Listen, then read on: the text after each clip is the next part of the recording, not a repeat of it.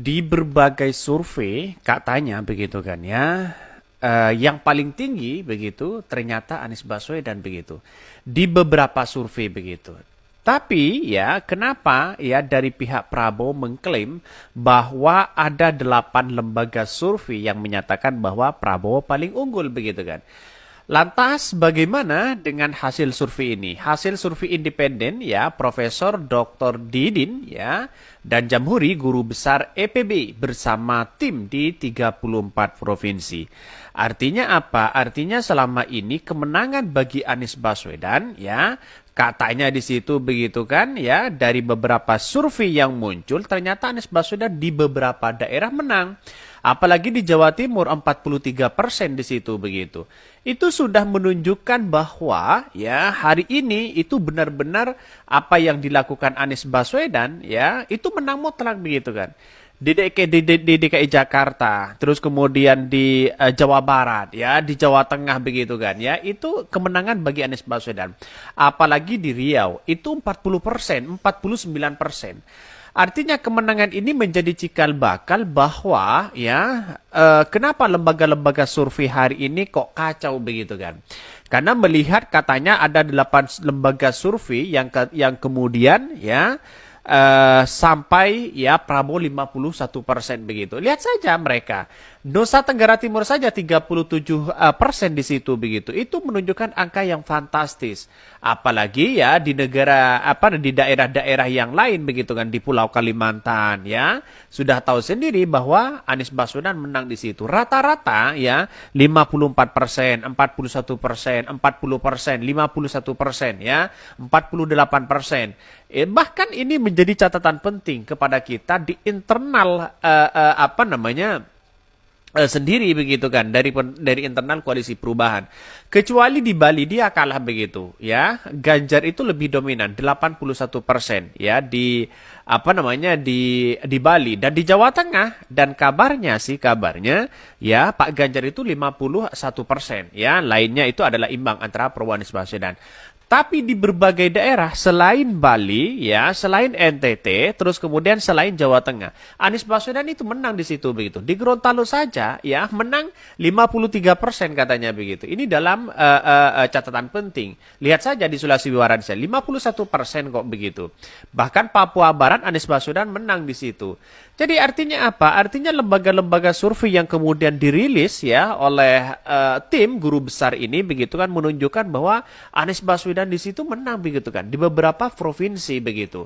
Jadi artinya apa? Kalau kita melihat seperti ini begitu kan ya, itu sudah jelas di daerah-daerah saja Anies Baswedan bisa menguasai di situ. Apalagi di Jawa Timur yang menguasai betul di situ ya. Terus kemudian di Jawa Barat Anies Baswedan menguasai di DKI Jakarta, terus kemudian di Banten, ya, di Sumatera begitu kan, di Riau, ya di Gorontalo. Itu kemenangan bagi Anies Baswedan. Kenapa? Karena tepat rasanya ketika Anies Baswedan bersandingan dengan Caimin atau Gus Muhaimin di situ. Karena apa? Karena dia punya masa banyak satu sisi begitu kan ya. Basis-basis Islam hari ini ya sudah bersatu ya untuk memenangkan Anies Baswedan dan Caimin ini. Jadi kalau ada lembaga survei yang kemudian mengatakan bahwa wah Anies Baswedan kalah di berbagai daerah, itu perlu diperhitungkan. Justru begitu kan ya. Anies Baswedan itu menang di daerah-daerah yang penduduknya jutaan di situ begitu ya. Hampir kemenangan itu setengah persen begitu kan ya. Maksudnya kemenangan itu dari anggaplah 50% begitu kemenangan itu bagi Anies Baswedan. Di DKI Jakarta bayangkan di DKI Jakarta 57% itu atas kemenangan Anies Baswedan. Ya kita lihat saja begitu kan. Kenapa sih ya survei Anies Baswedan yang tinggi sering ya dikunjungi oleh Pak Jokowi begitu. Salah satunya banyak ke Papua ya karena memang Anies Baswedan menang di situ begitu kan. Ya dikunjungilah sana sini begitu kan. Itu sudah kelihatan sebenarnya. Bagaimana di DKI Jakarta katanya angka fantastis ya 57% bagi Anies Baswedan dan kabarnya dari beberapa media yang menyatakan wah gara-gara ada pejabat dari orang-orang Anies ya yang kemudian menduduki DKI Jakarta, maka elektabilitas Anies Baswedan ya tinggi di DKI Jakarta. Katanya begitu. Ini kan gimana? Tidak logis kan hal-hal seperti itu sehingga minta ya Pak Heru begitu kan, ya harus dirombak ulang begitu kan. Orang-orang Anies yang ada di dalam itu begitu. Lihat saja di Sumatera Utara 48% kok begitu kan. Ya kecuali yang sudah saya sebutkan tadi di Bali ya, di Yogyakarta kok masih 55% Anies Baswedan di situ. Ini artinya apa? Artinya selama ini kemenangan bagi Anies Baswedan itu sudah di depan mata. Ya, sudah di depan mata, bayangkan. Ya, di Kalimantan Tengah 54% Anies Baswedan di situ. Itu sudah menunjukkan bahwa keabsahan dalam beberapa survei ini bisa saja yang kemudian sekarang Prabowo begitu kan, ya Prabowo Gibran begitu takutnya melihat Anies Baswedan semakin tinggi begitu kan, ya. Bahkan ya kemarin ya begitu songongnya begitu mengatakan menang satu putaran. Justru kebalikannya ya, justru Anies Baswedan lah yang menang satu putaran di situ begitu. Jadi saya rasa bahkan ya satu sisi Fahri Hamzah sudah membanggakan bagaimana lembaga-lembaga survei yang kemudian menyatakan ya Prabowo bisa menang satu putaran. Ya tidak mungkin lah begitu kan. Karena pada hakikatnya begini, Anies Baswedan ya bekerja semaksimal mungkin. Ya, relawan-relawan mereka semaksimal mungkin. Pak Ganjar juga sama. Tidak mungkinlah menang satu putaran begitu kan. Jadi kalau menang satu putaran ya ibaratkan Anies Baswedan dan Ganjar ya tidur tidak kampanye mereka begitu kan.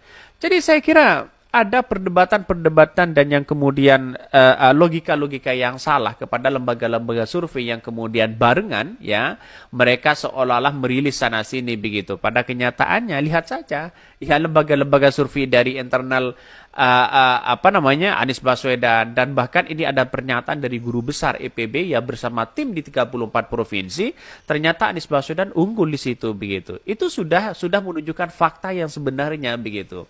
Jadi kalau ada yang kemudian mengatakan bahwa Anies Baswedan yang sekarang nomor buncit lah nomor itu, wah, lihat saja kalau kita berbicara terhadap lembaga survei di situ begitu.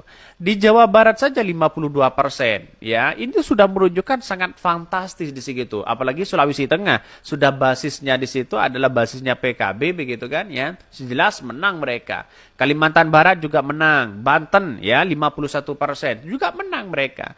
Jadi di NTB saja begitu kan ya, walaupun ada TGB ya tidak begitu signifikan mereka, dampaknya tidak begitu signifikan. Karena pada kenyataannya masyarakat hari ini sudah cerdas, tidak bisa dibohongi dengan berbagai hal lembaga-lembaga survei sana sini begitu kan, yang menyodorkan bahwa Pak Prabowo katanya menang satu putaran, ya tidak mungkin lah begitu kan. Saya kira ini mulai agak kekecewaan mereka bagaimana Anies Baswedan kemana-mana harus ya diselidiki, diincar lah begitu kan ya. Terus kemudian wah itu untuk menaikkan elektabilitas sana sini didatangilah orang ya sana sini, bahkan bisa saja Pak Jokowi datang ke situ begitu ya, diikuti terus mereka. Jadi saya kira perdebatan-perdebatan sekarang ini begitu kan ya biar masyarakat yang menilai ya, apapun lembaga surveinya, apapun yang kita lakukan biar masyarakat yang menilai, biar masyarakat yang memilih. Karena pada kenyataannya semuanya ini adalah masyarakat ya, semuanya masyarakat yang akan memilih, tidak mungkin ditentukan pada lembaga-lembaga survei. Kalau kita berbicara lembaga survei begitu kan yang kemudian beredar hari ini, kenapa sih ketika Anies Baswedan ada lembaga survei tinggi ya, Anies Baswedan kenapa lawan-lawannya tidak begitu percaya sana sini dan sebagainya.